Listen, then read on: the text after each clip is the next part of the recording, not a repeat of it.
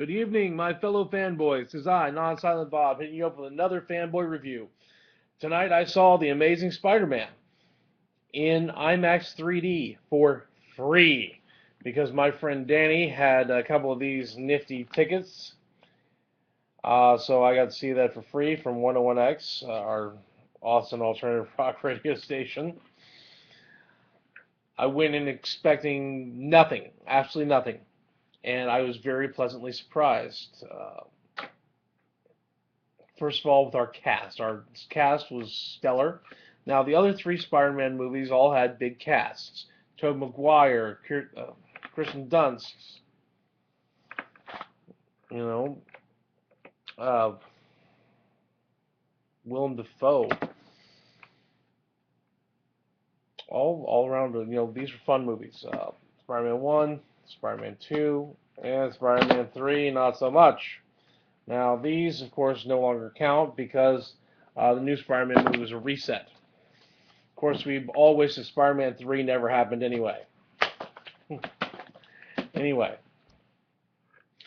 uh, I really liked Mr. Garfield as Peter Parker. I actually liked him better than Tobey Maguire. Uh, Tobey may have filled the suit a little better, perhaps. Been a little more muscular across the shoulder, big across the shoulders. True. I was very pleased. Also, you get Dennis Leary. I think this is Dennis Leary's first comic book movie, and he's Gwen's dad, Captain Stacy. Uh, but I had a great time. I really did. Special effects were good. The lizard looked good. I would have preferred that he had a longer snout, but the way they did it with the flat face and the nostrils looked great. Also, he was the intelligent version of the lizard, so he was still aware of what he was doing and still smart. So that was neat. There's a strange part though where he like summons all the lizards in the city, and somehow New York is filled with skinks and bearded dragons.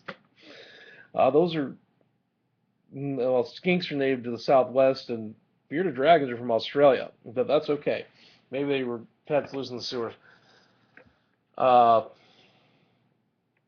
Plot very good, even though a lot of it came from the Ultimates with Peter's dad having genetically engineered the spiders that bit him.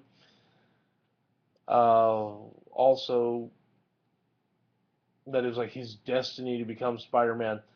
That's what the aspect that a lot of fans are like, no, I don't want to see it because of that. It's not true Spider-Man, but the heart of Spider-Man is in it. It was actually a lot of fun, and it was well done. It was well pulled off. Um, I enjoyed it thoroughly.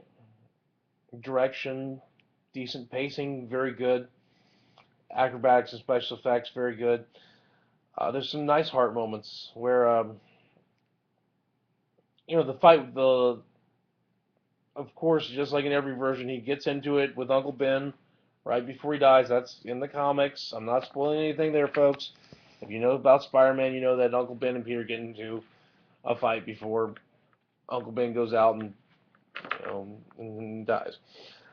Um, that's traditional. That's not going to change. I'm sorry. That part's heart wrenching because you know what's coming. You absolutely know what's coming in the next scene. Um, Loved Martin Sheen in the role as Uncle Ben. By the way, I mean I said that already, yes, but it was one of the best parts of the movie, and the movie was pretty good. Um, there was there was one funky Twilight moment, and we all know how much I hate Twilight, and he's trying to tell Gwen how he feels and what's been going on. He says, "I've been bitten," and his hair looks just like Robert Pattinson's hair. And you're just like, "Oh no," and she's like, "So have I." And I'm not gonna tell you what happens next because it's really important for the movie. Stan Lee is, of course, in this one. He makes a cameo appearance. He's kind of hiding until you see him, and then it's big and bold and beautiful.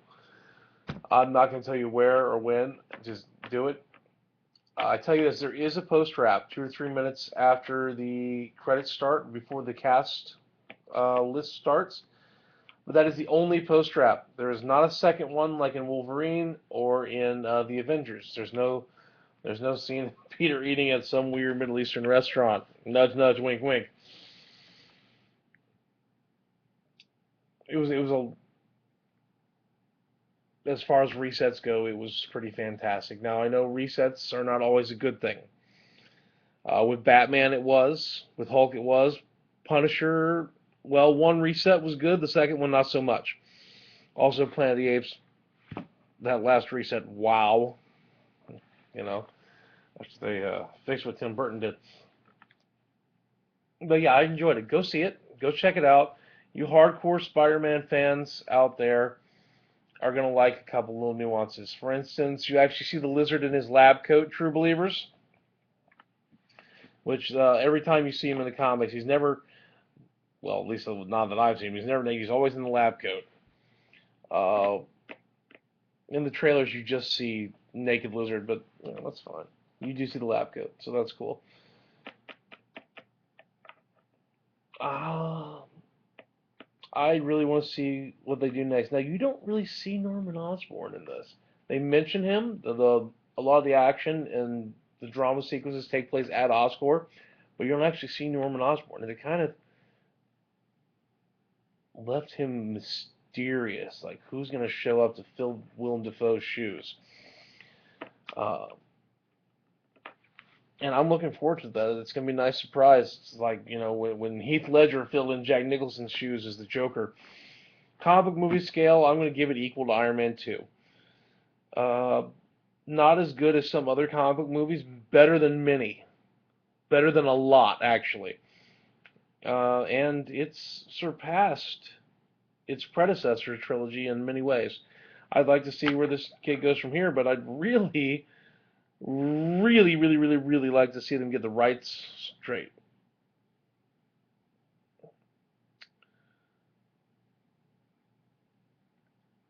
I think we're having technical difficulties.